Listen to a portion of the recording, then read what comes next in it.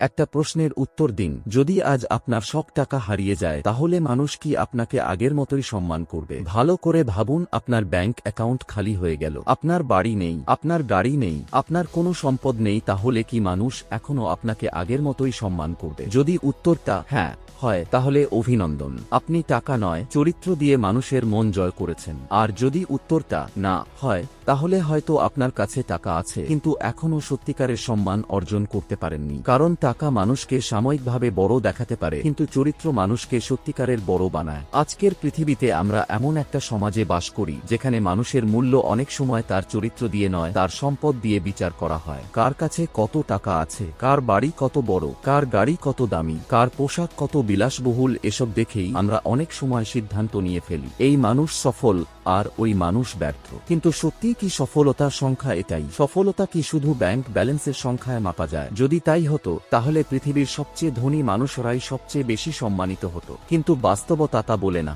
বাস্তবতা বলে মানুষ ধনীর চেয়ে চরিত্রবান মানুষকে বেশি দিন মনে রাখে। একটু ইতিহাসের দিকে তাকান, যেসব মানুষ শত বছর পরেও মানুষের হৃদয়ে বেঁচে আছেন তারা সবাই কি কোটি কোটি টাকার মালিক ছিলেন? না, মানুষ তাদের মনে রেখেছে তাদের সততা, ত্যাগ, আদর্শ এবং চরিত্রের জন্য। টাকা সময়ের সাথে হারিয়ে যায়, সম্পদ নষ্ট হয়ে যায়, ক্ষমতা একদিন শেষ হয়ে যায়, কিন্তু ভালো চরিত্রের স্মৃতি কখনো মুছে যায় না। একটা কথা মনে রাখবেন, টাকা দিয়ে বিছানা কেনা যায় কিন্তু শান্তির ঘুম কেনা যায় না। টাকা দিয়ে ঘড়ি কেনা যায় কিন্তু সময় কেনা যায় না। টাকা দিয়ে ওষুধ কেনা যায় কিন্তু সুস্থতা কেনা যায় না। টাকা দিয়ে বাড়ি কেনা যায় কিন্তু পরিবার কেনা যায় না। টাকা দিয়ে মানুষকে কাছে আনা যায় কিন্তু প্রকৃত ভালোবাসা কেনা যায় না। কারণ জীবনের সবচেয়ে মূল্যবান জিনিসগুলো কখনো টাকায় কেনা যায় না। ধরুন একজন মানুষের কোটি কোটি টাকা আছে কিন্তু সে মিথ্যা বলে, মানুষকে ঠকায়, অহংকার করে, অন্যের কষ্টে আনন্দ পায়, তাহলে তার টাকার জন্য মানুষ তাকে ভয় পেতে পারে কিন্তু হৃদয় থেকে কখনো সম্মান করবে না।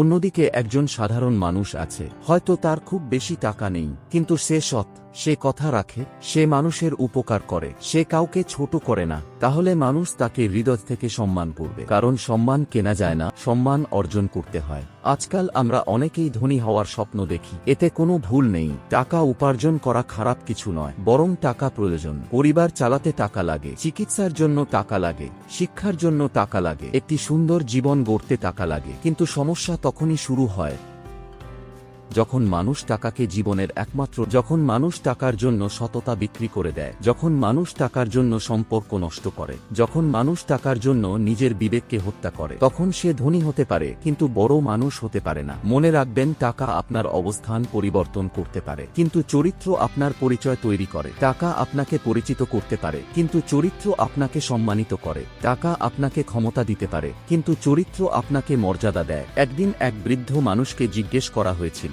আপনার জীবনের সবচেয়ে বড় অর্জন কি? তিনি বলেছিলেন, আমার ব্যাংকে কত টাকা আছে সেটা আমার সবচেয়ে বড় অর্জন নয়। আমার সবচেয়ে বড় অর্জন হলো আমি এমন জীবন কাটিয়েছি যাতে মানুষ আমাকে বিশ্বাস করতে পারে। কি অসাধারণ কথা! কারণ পৃথিবীতে সবচেয়ে মূল্যবান জিনিসগুলোর একটি হলো মানুষের বিশ্বাস, আর সেই বিশ্বাস তৈরি হয় চরিত্র দিয়ে। আজ যদি আপনার কাছে 1 কোটি টাকা থাকে, মানুষ হয়তো আপনার পাশে থাকবে, কিন্তু যদি কাল সেই টাকা না থাকে তখন কে থাকবে জানেন? আপনার পাশে তখন সত্যিকারের আপনার বন্ধু থাকবে, সত্যিকারের আপনজন থাকবে, আর তারা থাকবে আপনার টাকার জন্য নয়, আপনার চরিত্রের জন্য। জীবনে এমন অনেক মানুষ দেখবেন যারা টাকার কারণে বড় হয়েছে, আবার এমন অনেক মানুষও দেখবেন যারা চরিত্রের কারণে মহান হয়েছে। প্রথম দলকে মানুষ কিছুদিন মনে রাখে, দ্বিতীয় দলকে মানুষ প্রজন্মের পর প্রজন্ম মনে রাখে। একটা গাছ যখন ফল দেয় তখন তার ডাল নিচু হয়ে যায় কিন্তু শুকনো ডাল সোজা হয়ে দাঁড়িয়ে থাকে। ঠিক তেমনি সত্যিকারের বড় মানুষ কখনো অহংকার করে না, কারণ সে জানে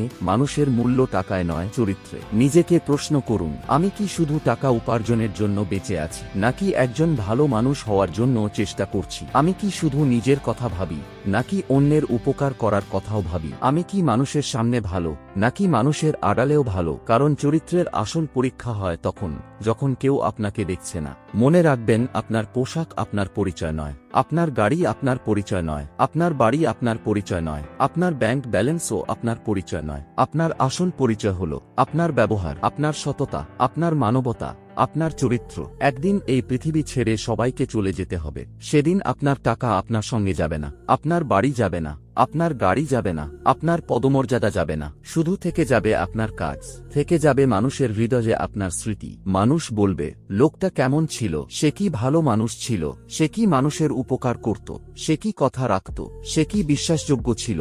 এটাই হবে আপনার আসল পরিচয়। তাই আজ থেকেই সিদ্ধান্ত নিন, শুধু ধনী হওয়ার চেষ্টা করবেন না, মহান হওয়ার চেষ্টা করুন। শুধু সম্পদ গড়বেন না, চরিত্র গড়ুন। শুধু টাকা জমাবেন না, মানুষের ভালোবাসা জমান। শুধু নিজের জন্য বাঁচবেন না, মানুষের জন্যও কিছু করুন। কারণ মনে রাখবেন, টাকা আপনাকে ধনী বানাতে পারে, ক্ষমতা আপনাকে শক্তিশালী বানাতে পারে, কিন্তু চরিত্র আপনাকে মহান বানায়। টাকা মানুষকে আপনার সামনে মাথা নত করতে বাধ্য করতে পারে, কিন্তু চরিত্র মানুষকে হৃদয় থেকে আপনাকে সম্মান করতে শেখায়। মনে রাখবেন, টাকা হারালে কিছু হারান, স্বাস্থ্য হারালে অনেক কিছু হারান, কিন্তু চরিত্র হারালে সবকিছু হারান। তাই জীবনে এমন মানুষ হন যাকে মানুষ তার টাকার জন্য নয়, তার চরিত্রের জন্য সম্মান করে। কারণ শেষ পর্যন্ত মানুষ বড় হয় না তার ব্যাংক ব্যালেন্সে, মানুষ বড় হয় তার চরিত্রে। আর পৃথিবীর সবচেয়ে ধনী মানুষ সে নয় যার কাছে সবচেয়ে বেশি টাকা আছে, পৃথিবীর সবচেয়ে ধনী মানুষ সে যার চরিত্র সবচেয়ে সুন্দর। তো যদি আপনি বিশ্বাস করেন যে টাকা নয়, চরিত্রই মানুষের সবচেয়ে বড় সম্পদ, তাহলে এই ভিডিওটিতে লাইক করুন, শেয়ার করুন এবং চ্যানেলটি ফলো করতে ভুলবেন না।